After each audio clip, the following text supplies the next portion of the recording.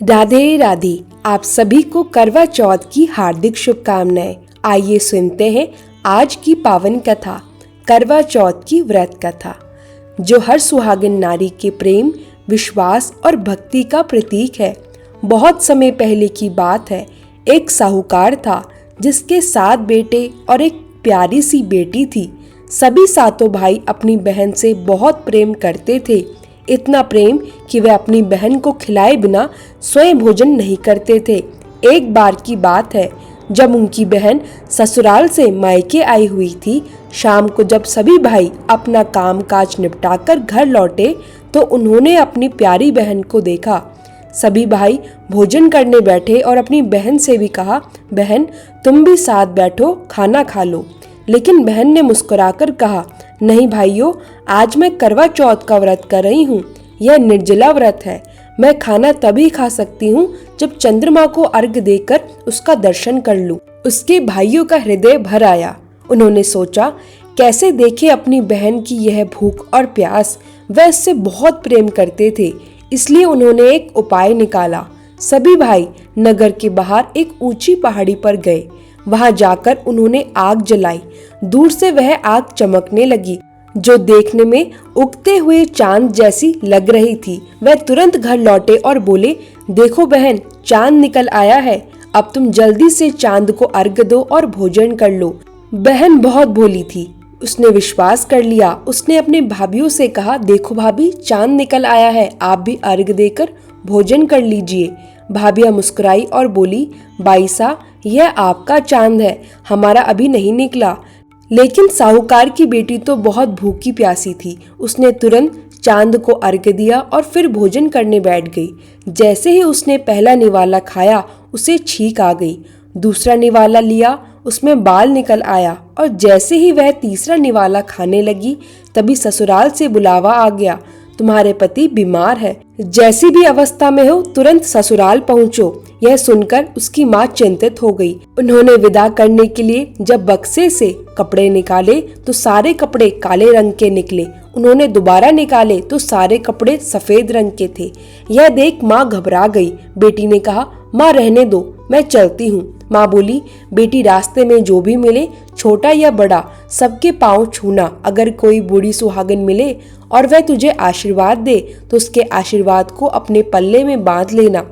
बेटी बोली, ठीक है माँ, और वह ससुराल की ओर चल पड़ी।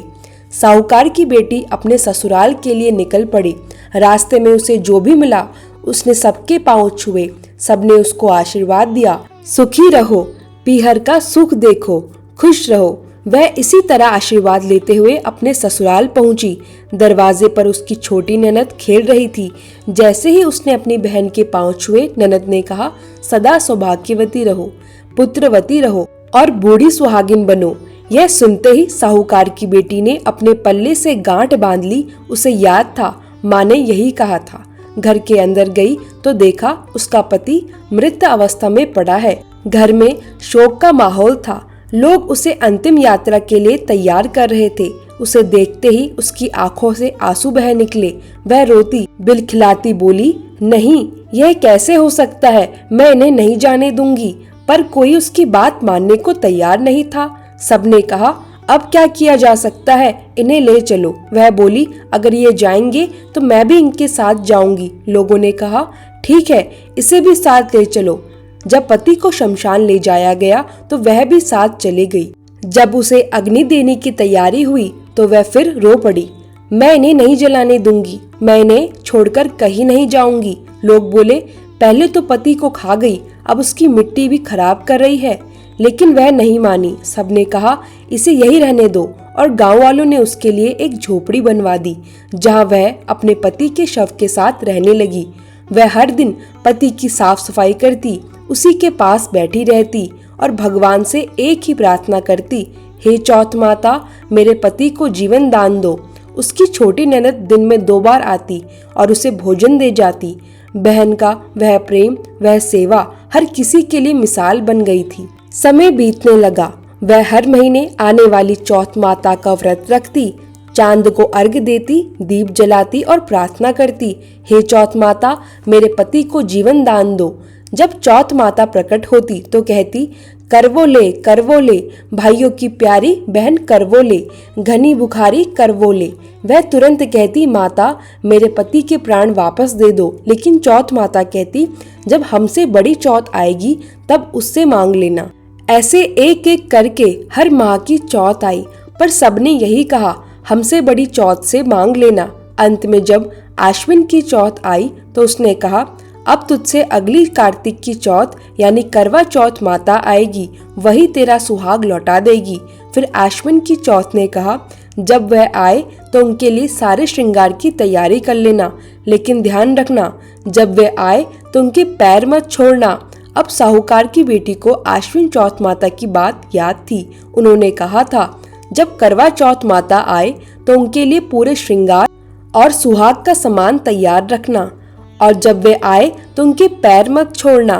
तो जैसे जैसे करवा चौथ का दिन नजदीक आने लगा, साहूकार की बेटी ने अपनी छोटी ननद से कहा, बाईसा मेरे लिए पूरे श्रृंगार का सामान लाना, मेहंदी, सिंदूर, बिंदी, चूड़ियां, करवे, सब कुछ लाना। उसकी सास ने यह सब सुना तो मन ही मन सोचने लगी, यह तो पागल हो गई है, फिर भी जो मांगती है दे दो। ननद बाजार गई, उसने 16 श्रृंगार का पूरा सामान लाकर दे दिया। साहूकार की बेटी ने करवा चौथ का व्रत रखा, पूरी श्रद्धा और विश्वास के साथ दिन भर निर्जला उपवास किया, माँ चौथ माता का नाम लिया और रात को चांद निकलने का इंतजार किया। जैसे ही चांद निकला उसने अर्घ्य दिया, दीप जलाया और माता चौथ की ज्योति देखी। उसी समय चौथ माता प्रकट हुई, उनका स्वर गूंजा, करवो ले भाइयों की प्यारी बहन करवो ले, दिन में चांद उगाने वाली करवो ले, घनी बुखारी करवो ले। साहूकार की बेटी दौड़ी, माता के पैरों में झुक गई, आंखों में आंसू थे और उसने कहा, माता मेरा सुहाग लौटा दो। चौथ माता बोली, अरे तू तो बड़ी भूखी है, 7 भाइयों की प्यारी बहन है, तुझे सुहाग से क्या काम। वह बोली, नहीं माता, मैं आपके पैर तब तक नहीं छोड़ूंगी जब तक आप मेरे पति को जीवित नहीं करती। माता मुस्कुराई, अच्छा तो फिर एक एक करके मुझे अपने श्रृंगार का सामान दे। पहले उन्होंने कहा, चूड़ी दे, उसने तुरंत दे दी। बिंदी दे, उसने दी। काजल दे, उसने दिया। मेहंदी दे, उसने दी। कुंडल दे, उसने दिए। पायल दे, बिछुए दे, मांग का सिंदूर दे, ओढ़नी दे, गजरा दे। वह सब कुछ देती चली गई, एक एक करके, बिना रुके बिना झिझके। माता चौथ बोली, लगता है तुझे किसी ने सिखा दिया है। वह बोली, नहीं माता, यह तो मेरे मन की सच्ची श्रद्धा है। माता प्रसन्न हो गई, उन्होंने अपनी आंखों से काजल निकाला, अपने नाखूनों से मेहंदी निकाली, अपने मांग से सिंदूर निकाला और चिटकी उंगली से छींटा दिया, और तभी उसका पति जीवित हो गया। आंखें खुली, शरीर में प्राण लौट आए। साहूकार की बेटी की आंखों से खुशी के आंसू बहने लगे। माता चौथ ने जाते जाते उसकी झोपड़ी पर लात मारी, वह झोपड़ी एक सुंदर महल में बदल गई। अब देखिए, जैसे ही चौथ माता ने झोपड़ी पर लात मारी, वो झोपड़ी पल भर में एक सुंदर महल में बदल गई। चारों तरफ रोशनी फैल गई, महल में फूलों की महक छा गई और भीतर से संगीत और शंख की मधुर ध्वनि आने लगी। साहूकार की बेटी अब खुशी से भर उठी, उसने अपने जीवित पति को गले से लगा लिया। आंखों में आंसू थे, लेकिन अब ये खुशी के आंसू थे। थोड़ी देर बाद जैसे रोज उसकी छोटी ननद खाना लेकर आती थी, वैसे ही उस दिन वह भी आई। लेकिन जब वह उस जगह पहुंची जहां पहले एक छोटी सी झोपड़ी थी, वहां एक चमचमाता हुआ महल था। वह आश्चर्यचकित रह गई, आंखें फैलाकर देखने लगी, यह क्या, भाभी की झोपड़ी कहाँ गई? यह तो कोई महल लगता है। वह अंदर जाने लगी, तभी उसकी भाभी ने उसे देखा। भाभी मुस्कुराई और बोली, आओ बाईसा, देखो तुम्हारा भाई जीवित हो गया है।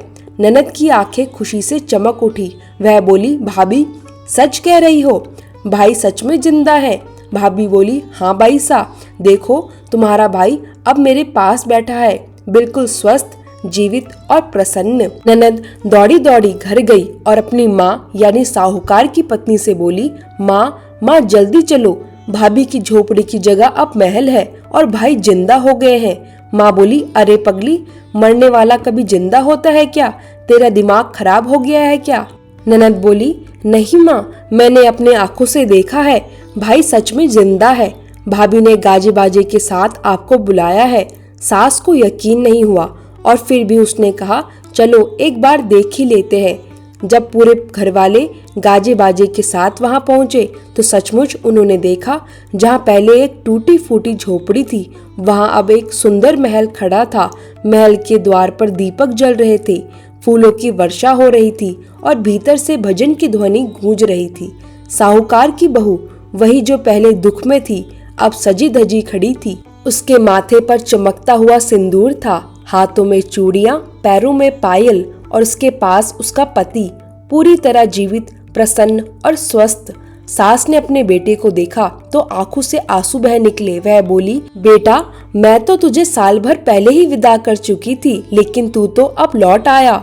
बहू सास के चरणों में झुक गई और बोली, माँ, यह सब चौथ माता की कृपा है, उन्होंने मेरा सुहाग को लौटाया है।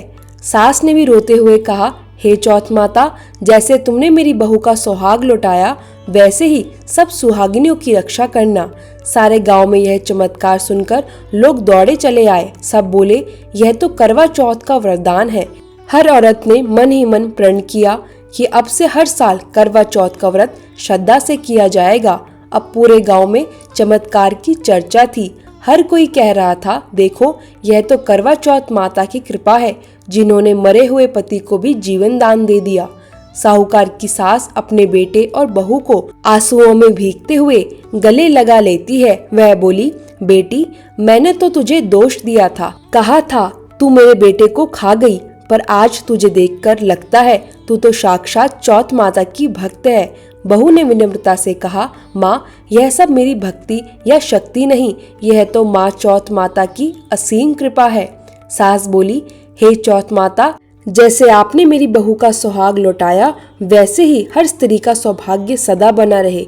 कभी किसी सुहागिन के माथे से सिंदूर ना मिटाना। सारे गांव के लोग उस रात एकत्रित हुए। महल दीपों से जगमगा उठा, ढोल नगाड़े बजने लगे और हर ओर सिर्फ एक ही स्वर गूंजा, जय हो चौथ माता, जय हो करवा चौथ माता की। साहूकार की बेटी ने सभी स्त्रियों को बुलाया और बोली, माँ चौथ का व्रत सबसे महान है। जो भी स्त्री सच्चे मन से व्रत करती है, वह अपने पति की लंबी उम्र पाती है, घर में सुख, शांति और समृद्धि आती है और जीवन में कभी दरिद्रता नहीं रहती। इसके बाद उसने चौथ माता की कथा सुनाई और सब स्त्रियां ध्यान पूर्वक सुनती रहीं। हर किसी की आंखों में श्रद्धा थी और मन ही में बसा हुआ यह भावना, हे चौथ माता, हमें भी अपनी कृपा देना। फिर साहूकार की बहू ने सबके साथ आरती गाई और प्रसाद बांटा। उस दिन से हर साल कार्तिक मास की कृष्ण पक्ष की चौथ को यह व्रत श्रद्धा और प्रेम से मनाया जाता है।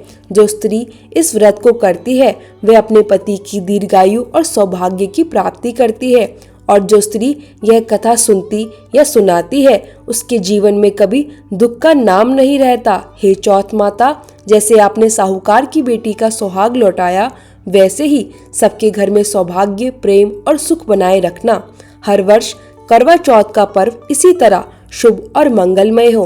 तो यह थी करवा चौथ की संपूर्ण व्रत कथा, एक ऐसी कहानी जो प्रेम, विश्वास और भक्ति का प्रतीक है। यदि यह कथा आपको अच्छी लगे तो प्लीज वीडियो को लाइक करें, कमेंट करें और चैनल को सब्सक्राइब करना ना भूलें। जय चौथ माता, जय करवा चौथ माता, राधे राधे श्याम।